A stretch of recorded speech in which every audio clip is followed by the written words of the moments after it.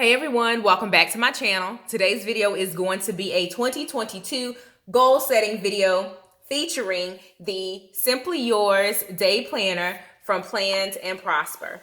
I recently did an unboxing of this planner.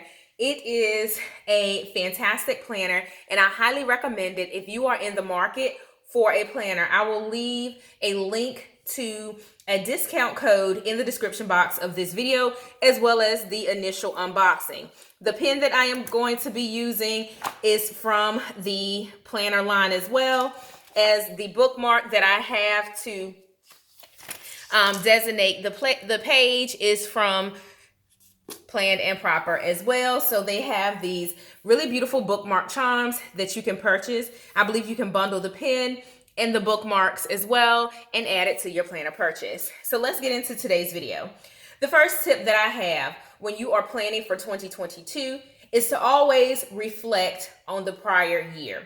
Right now, it is still 2021, and now would be a great time during your downtime for the holidays to really sit back and reflect on how the year has gone for you. Think about your opportunities for improvement, as well as celebrate your wins.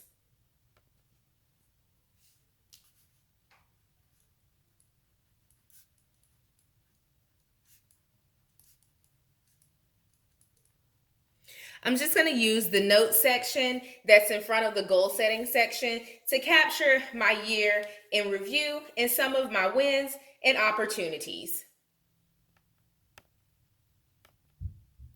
So I captured a few of the wins. This is certainly not all of them because I do want to take a moment to really journal and reflect upon 2021 in a different capacity. But this is just so I can understand some of the things that were important to me that I accomplished in 2021 and how I can carry those forward into my 2022 goals. Also, there are some opportunities that I've identified, and the first is my kids' school schedule. There's definitely an opportunity for me to stay more on top of their school schedule and making sure that I'm layering that into my actual routine. I know with one of my child's teachers, sometimes she'll change up the schedule on me a little bit, so that throws me for a loop. So I want to manage what I can control, which is kind of the typical flow of the day, and stay on top of that as best as I can going into the new year. Also, we hit some budget challenges in terms of our budget goal. Some of it was within our control, some of it was not. But we can do a better job in managing our budget by setting up things such as sinking funds. So because I've highlighted those as opportunities, now when I transition over to the next page and start thinking about some of my goals, at least I know a few, wins and a few areas of opportunity. That's where this next section comes in handy, which is your brainstorming section.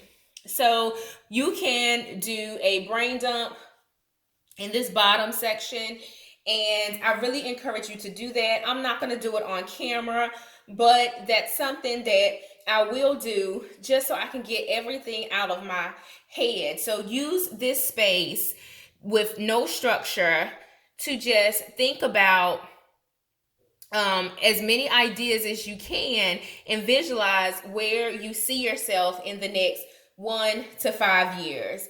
And it's encouraging for you to be as specific as possible. So one of the things that I am going to capture is to have specific sinking funds for different areas of our life. So let's talk about one of the items that I wrote down. I'll just take a break so that I'm really helping you to understand how you can use this section of the Simply Yours Day Planner. So one piece is conference speaking. That's one of my big dream items, is to be a conference speaker. I recently had the opportunity to speak at a large conference for work. I've also attended some corporate engagement type of situations where I was able to connect, and hopefully that will lead to some other speaking engagements. But that is something that I'm really casting a big dream for. Now, that'll be certainly over the course of the next 5 years, but if that's a dream over time, I encourage you to take your dreams that you have over the long haul, and think about what are the things that you can do today to help you to get there. How can you set the foundation for that dream to manifest or to come true? What can you do today to help prepare you for that big opportunity? So for me, I have my podcast. I've been a guest on others' podcasts, but that's certainly an opportunity for me to grow my brand recognition for Career Mom community, as well as this platform, Coach D's Planner Life, so that I can grow as an industry expert in terms of being a planner guru, a working mom, someone who's big on productivity and organization. So podcasting is a great way to really grow as a thought leader and to get that exposure. The next, I will be speaking at the World Natural Hair Show in Atlanta this year. So I'm super excited about that opportunity. But it also gave me that motivation to seek out more conferences, more opportunities such as that I can apply to be a speaker for, or I can reach out to the conference to see if they are in need of speakers. So just thinking about small wins, incremental steps that I can take to get me to kind of the big platforms that I aspire to be on. The next thing is to leverage my career, my job, my day job, as some would say, my 9 to 5. I really enjoy what I do, but looking for opportunities for me to continue to speak within my organization, to really grow as a speaker and to really hone in on that skill.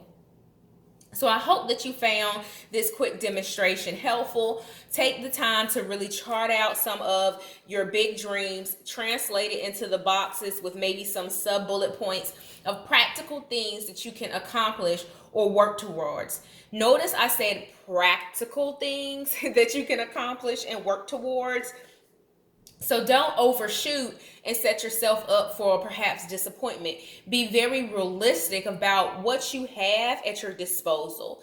Be very realistic about the opportunities that can avail themselves to you in this moment. So for example, I'm pretty sure I would be a fantastic TEDx speaker, but right now there has to be more things that I can do in the interim till I can build up to that. So that may be the ultimate goal, but what can I do today that's very practical, relevant, and real to prepare me for that moment? One of the things that happens if we overshoot our goals is that we'll get to that moment and we flop. We don't know what to do because we did not take the time in the appropriate seasons to really hone in on our craft, to really grow in our gifts, and to dedicate the work that it needs to operate in the spaces in which we want to operate. And those are our big dream spaces. All right, so let's talk more about how to use this brainstorming section. Again, this is a continuation of the boxes. So once I finish my brainstorming and I break out my subsection, so I'll definitely have a section for my family. I'll have a section for our budget. I'll have a section for my business. I'll have a section for my wellness, my self-care. To be quite frankly transparent, I have to lose quite a bit of weight. I've put on well over, what do they call it, like COVID-19 pounds or something. So I really have to get back in shape because I'm starting to feel it in terms of my health. My body is not used to carrying this much weight outside of like when I was pregnant with my children. So long story short, that's absolutely going to be our priority, is my overall health and my overall wellness, so that I can continue to live well for my children. So the next section is writing your goals and dreams. This gives you the opportunity to really write your long-term and short-term goals. And what I love about this planner is that it helps you to understand your long-term goals. It even gives you things to consider. Only choose long-term goals that excite and motivate you. That's going to be important. Make your goals specific, measurable, actionable, realistic, and with a reasonable timeline. So the SMART goal format. Reflect weekly or monthly to organize patterns, opportunities, and barriers. Get comfortable with being out of your comfort zone. Expect setbacks. It's a part of the process. Absolutely. It's a part of life. Change or create new habits that align with your vision. Writing your goals on paper creates a connection and a commitment. Celebrate your successes no matter how big or small. Be flexible and adjust the focus of your short term goals if needed. Remind yourself of why you created these goals in the first place. Break down your long term goals into simple, measurable steps and assign a deadline. Remember to carve out and claim the time to care for your mind and body. Self care is absolutely important. I'm not going to read the short term goals section. If you decide to purchase this planner, I highly encourage you to sit down and walk through it very strategically. So, I touched a bit on the body and the wellness goal. One of the things that I will be participating in at the start of the year is a fitness challenge, and that will run the month of January. So, it will become a short term goal is to take part in the fitness challenge. Ideally, I would like to win the challenge because there is money at stake. So that's going to be something that I capture for the January time frame as a short term goal. So here's an example of how I broke down a long-term goal. So the long-term goal is to maintain an ideal weight. I'll pop in what that ideal weight is off camera, just because I don't want to have anything that may be triggering for anybody or presents a point of comparison or anything like that. I want to make sure that we are all focused, self-focused, and we take the tips that we need for ourselves. So again, I will be participating in a fitness challenge. My goals are to engage in the challenge, to decrease a certain amount of weight, and to do a cleanse. Just because during the holidays I go crazy eating things. So to do a cleanse just to start the year, and then I'll figure out the right mix of cardio and weights. And I put trainer question mark. That question mark is going to be contingent upon the budget. So when you're setting your goals, look for your contingencies. So yeah, I could say, oh, I'm going to hire a trainer. I'm going to do this. I'm going to do that. But then when January rolls around and I realize, oh, well, I don't have the budget to engage with a trainer. It's good to outline your goals ahead of time so that you can plan holistically. You guys know I shout that from the rooftops. Plan holistically so you can identify any overlaps, any impediments, any areas of opportunity when you can plan and see the big picture. That's one of the gifts that I have, is that I can see big pictures and I can break it down into smaller steps. And by breaking it down into smaller steps, I can see where there's overlap and I can see where there may be potential impediments. So the budget is going to dictate whether or not I can actually get a trainer and to what extent I can get that trainer. Similarly, if I say I want to work out 6 days per week, when I get to my kids' goals, I have to absolutely take into consideration their activity. I would like for us to do family swim lessons. So that could be a part of my workout routine, is taking the swim class for myself, as well as having my children in swim class. So you'll see how things can work together to help you accomplish all of your goals when you take the few minutes to sit down and really be very strategic about how you plan for your life. So that's the long-term goal, and I broke it down into short-term goals. There's definitely social and friendships. I will have some goals around that. Career and business goals will actually be twofold for me, because I have my career and then I also have my business. So I am going to quickly go in and divide this section. So for me, one side will be my career, one side will be my business, and I'll be able to create my goals for both avenues. So if you are a mompreneur who's also working, or maybe you have a small business, you're launching while working, you have, I don't like to say side hustles, but you have something else that you're working towards, think about both of those opportunities, because if you want to dedicate a certain amount of energy to your business, think about how that's going to impact your above and beyond efforts with your career. Is that important to you? Do you need the capacity to really dedicate to your career and to maybe work late and to take on special projects and initiatives and things of that nature? So consider all of those things as you are planning.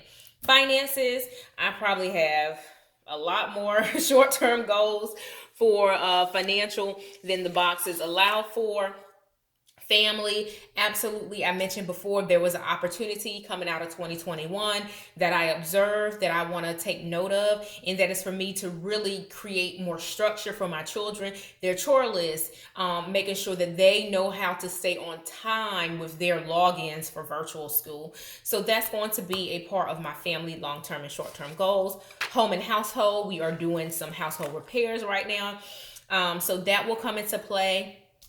Spiritual and faith. I talked a bit about our consistency with our prayer calls for our neighborhood. And my husband and I, we lead the prayer call on Thursday nights. I'm so proud of us for sticking to that for well over a year now. It's probably, yes, been well over a year that we've been meeting on that prayer line. So how can we level that up a notch in 2022? We've been consistent, but we do have just kind of the opportunity to continue to expand upon those efforts.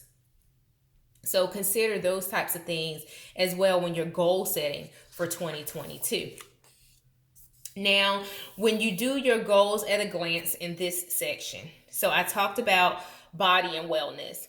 I want to make sure that I am capturing the top goal for each section. So this will be the top goal for each section. That will get highlighted at the top. Career and business, as I mentioned before, will have two, one for career, one for business. But where do I see my career at the end of the year? Where do I see my family at the end of the year? Where do I see our finances at the end of the year? So I'll be very specific. I want us to have, I may say, at the end of 2022, we will have, right? Because we're speaking things into existence. At the end of 2022, we will have X amount of money set aside in savings. We will have 6 sinking funds to cover X, Y, and Z. And we will have X, Y, and Z for whatever we decide as a family. So make sure that you, again, are going back to the goal setting tips and you have it in that SMART goal format. Home and household, we have some redecoration that we want to do, a fencing project. So by June, we will have our house or our lot fully fenced in, and we will have our home, redecorated for the downstairs. So be very specific and give it a time frame.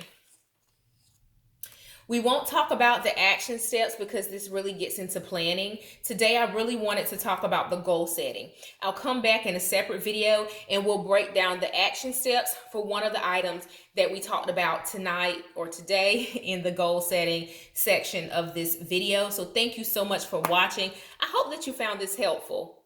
Leave me a comment and let me know.